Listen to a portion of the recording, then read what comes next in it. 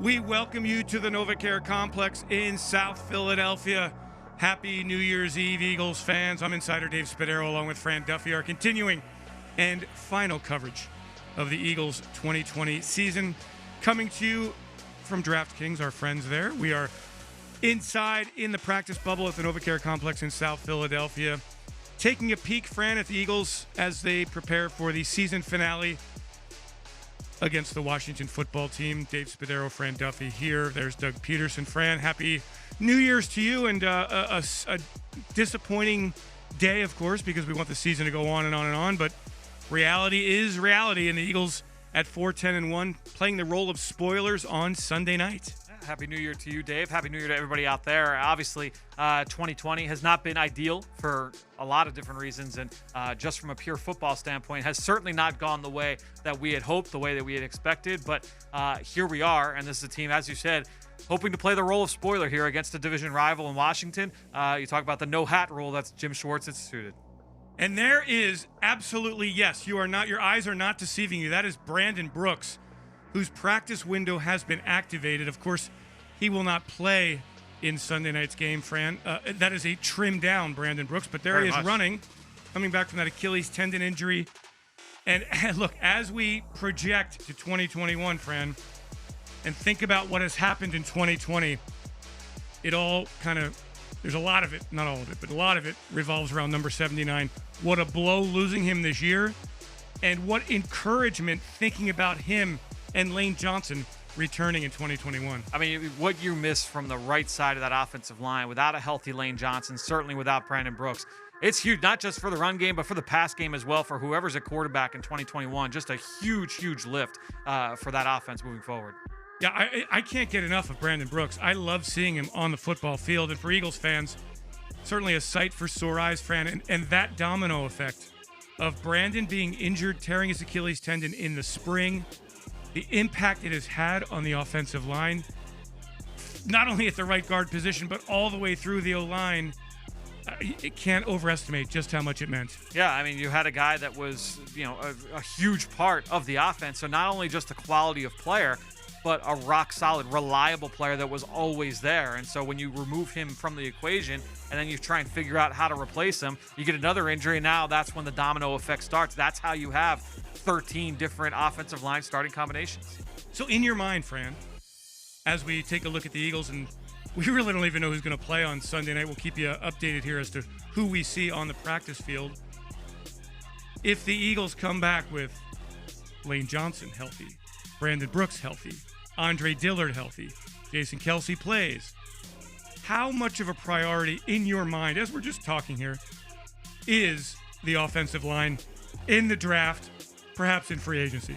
Well, I think if you come in and you understand that you have those guys coming back, think about the young guys that we've seen some really good things out of to be backup offensive linemen, because I think it's important for the fans listening to understand every team wants offensive linemen every single year. No team is going to survive the amount of injuries that the Eagles survived in the trenches alone this year. I mean, that is a really tough feat. Everybody's looking for offensive linemen. So think about the young guys that we've seen.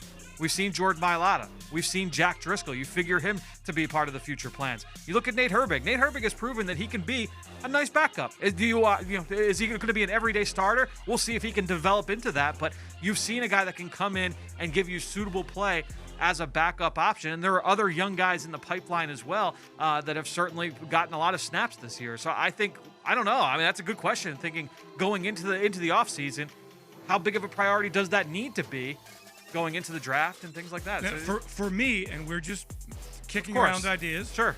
That group right there, the defensive line, huge need. I mean, I'm with you. You get back Lane Johnson, still got a lot of great football in front of him. Brandon Brooks comes back. How much can you count on him with two injuries of significance recently here?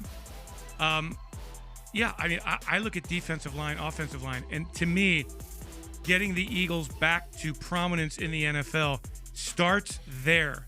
And I know that if the Eagles have a top 10 draft pick here, which I guess they will, whether it's 3, 4, 5, 6, yep, everybody's gonna, I need a wide receiver.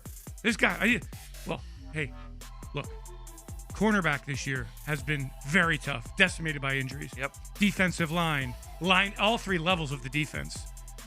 The offensive line, for sure. Skill positions, hey, I got to see how Jalen Reagor develops. I want to see Travis Fulgham a full year in the offseason. I want to see Greg Ward. I want to see John Hightower. I want to see Quez Watkins.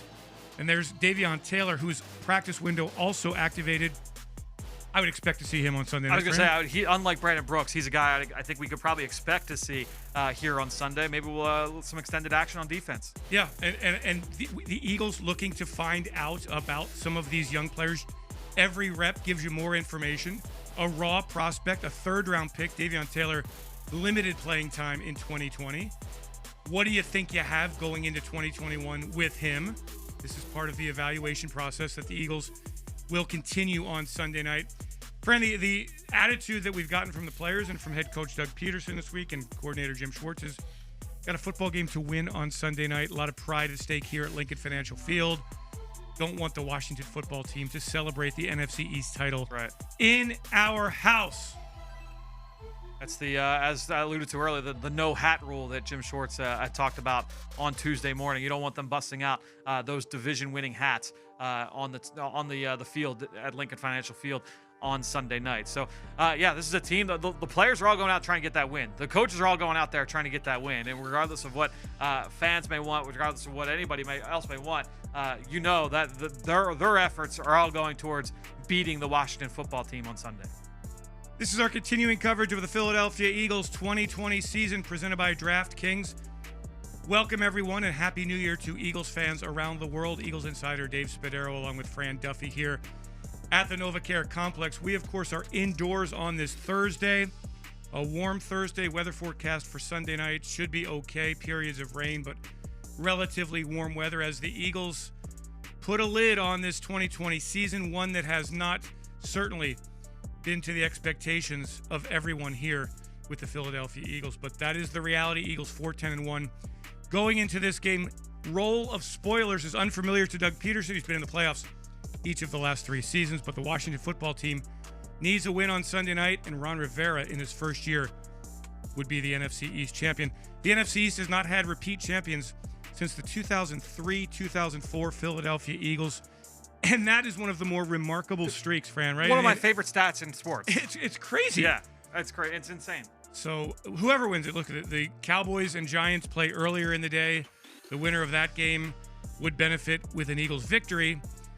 Wouldn't that be interesting that Dallas Cowboys fans would be rooting for the Philadelphia Eagles? Right. Obviously, that'll be a game that everybody will be watching, from all three cities. But look, I'm interested to just look at some of the young players that we'll get one final look at. I would include Jalen Hurts in that group. We're going to see Jordan Mailata. Hopefully, we'll see, depending on his health situation. But I think when you look at a lot of these young players that we've seen extended looks at, Jalen Reagor, all these guys, I'm excited to just get another look at them here this weekend in the final game of 2020. Yeah, Jordan Mailata, interesting case, Fran, in concussion protocol. Right, did not practice yesterday.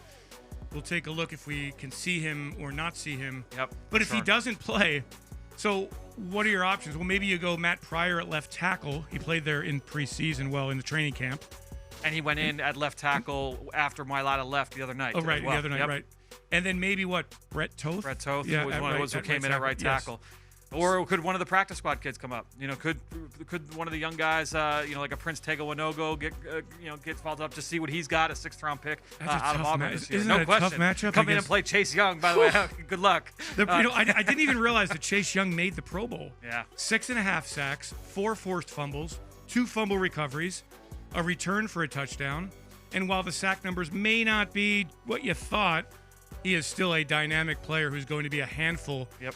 Along with the rest of that front. A front that got to Carson Wentz 8 times back on September 13th.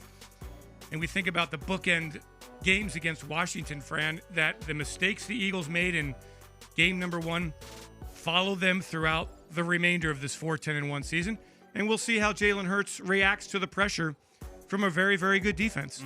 Yeah, and honestly, a lot of the things you just mentioned, the things that we saw in week 1, a lot of the issues that plagued this team just this past week in the loss against Dallas. I mean, you saw the turnovers, you saw the lack of protection, just the inability at times to be able to move the ball consistently, especially in the second half. Remember how well that game started against the Washington football team in week 1. The Eagles were able to get out to an early lead, but the second half, the offense sputtered and they were not able to reach the end zone, and a lot of the same issues were showed up this past week.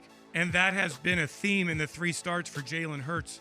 The Eagles have scored 54 points in the first half of those 3 games, only 13 points in the second half of those games. So we do not see Fletcher Cox on the field.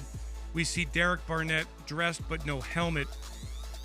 And should the Eagles go into this game without those 2, as we saw after Cox left on Sunday, the defense really does struggle to maintain pressure at the line of scrimmage. There's the Eagles running back group, overseen by the great Deuce Staley. Kind of wanted to see a little Elijah Holyfield this season, Fran, just from a what does he have standpoint, but that did not happen. Jordan Howard playing on Sunday in a limited role for the Eagles.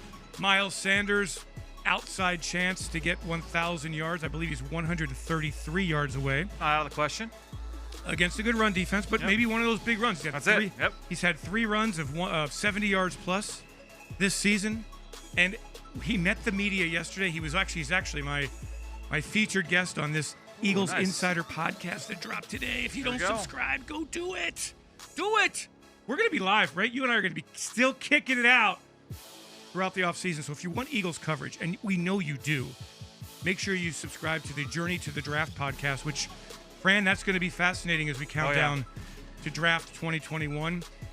Certainly, Eye in the Sky podcast. Will you continue to do that? I would be doing those twice a week. Both podcasts will be going twice a week, even going into the start of the offseason. So make sure that you are finding those podcasts wherever podcasts can be found. Talking Eagles, X's and O's, the NFL Draft, all offseason long. Yeah, and I've got the Eagles Insider podcast as well as the Eagles Update, which has done very well, and we thank you all for your support. But we want you to be tuned in to the Philadelphia Eagles throughout this 2021 offseason as the Eagles look to rebound from this disappointing 2020 season. One of the bright spots on this team right there, Alex Singleton, who has taken the long road to the NFL, Canadian Football League, bounced around the league a bit and finds himself as a tackling machine here with the Eagles. And Fran, has he proven that he can be a starter at the NFL level, a quality starter? I was just going to ask you the same question. I waver on that. Yeah. I think so. And I think he would actually benefit from having more around him. Sure. But he's smart. He's a very sure tackler. Not the greatest athlete in the world, but he's athletic enough. Works hard, great enthusiasm. He's been durable. Always around the football. I give him the vote, yes. Yeah, always around the football. Always around the football. Whether it's been, back to that first game, he had the pick 6 against San Francisco. You see tackles for loss. You see fumble recoveries, forced fumbles. I mean, that stuff doesn't happen by accident. You're around the football because, some guys just have a knack for it, and I feel like he's one of those guys. And, a guy that's very well spoken. He's got command of that room. You look at TJ Edwards, another guy that I think the Eagles are hoping for another step in the right direction for him as well. I thought we saw some good things from him in his second year. So a couple of undrafted free agents that I think have done some nice things. I'm excited to see what that group looks like in 2021. Yeah, and for TJ, it starts with health. Got to stay healthy. No question. Yep. It really, for all of, the number of injuries that this football team has incurred yet again in 2020, just remarkable. And not an excuse, but the reality. And that'll do it for today's coverage of the Philadelphia Eagles 2020 practice presented by DraftKings. Thanks to all of you for your support throughout the season. Make sure you are with us on Sunday night as the Eagles finish it out against the Washington football team. Our kickoff show presented by Exalta begins at 7:30. Make sure you're with us. In the meantime, everybody, healthy, happy New Year. 2021 will be better than 2020. Eagles insider Dave Spadaro along with Fran Duffy saying thanks, everyone. Have yourselves a great Eagles day. And as always, fly, Eagles, fly.